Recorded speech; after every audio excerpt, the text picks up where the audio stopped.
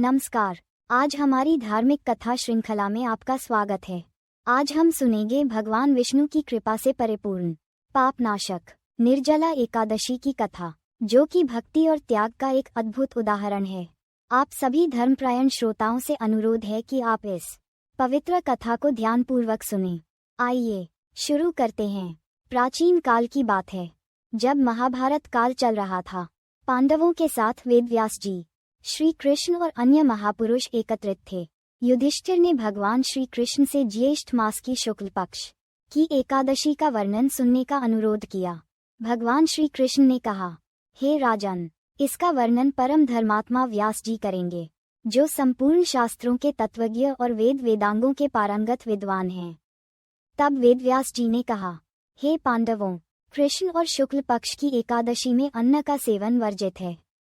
द्वादशी को स्नान करके पवित्र होकर फूलों से भगवान केशव की पूजा करनी चाहिए।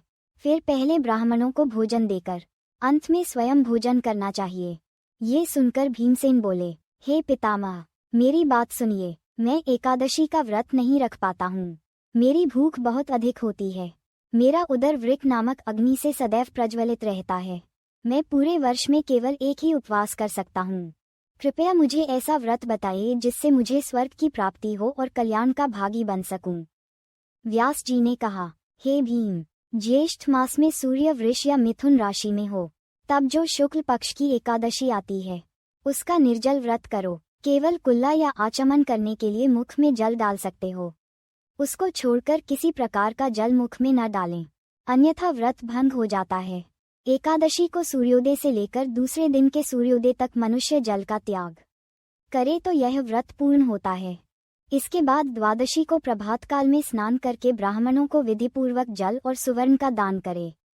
इस प्रकार सब कार्य पूरा करके जितेंद्रिय पुरुष ब्राह्मणों के साथ भोजन करें।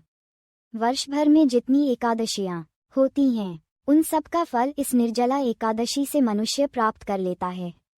शंख, चक्र और गदा धारण करने वाले भगवान केशव ने मुझसे कहा था कि यदि मानव सबको छोड़कर एकमात्र मेरी शरण में आ जाए और एकादशी को निराहार रहे तो वह सब पापों से छूट जाता है।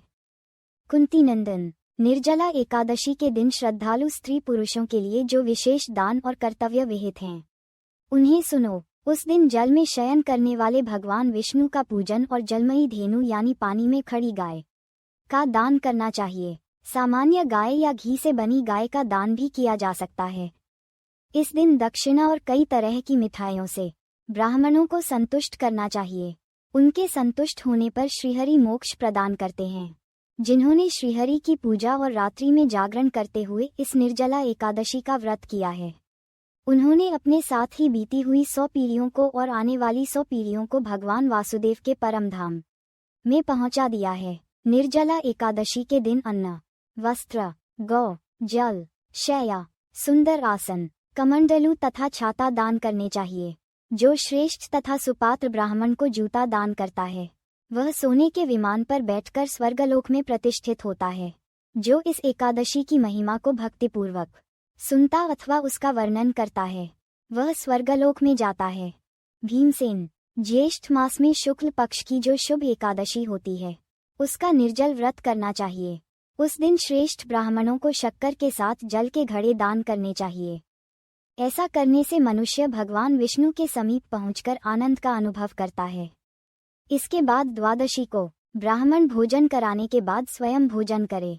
जो इस प्रकार पूर्ण रूप से पापनाशिनी एकादशी का व्रत करता है, वह सब पापों से मुक्त हो आनंदमय पद को प्राप्त होता है। ये सुनकर भीमसेन ने भी इस शुभ एकादशी का व्रत आरंभ कर दिया। इस प्रकार निर्जला एकादशी की कथा का समापन होता है।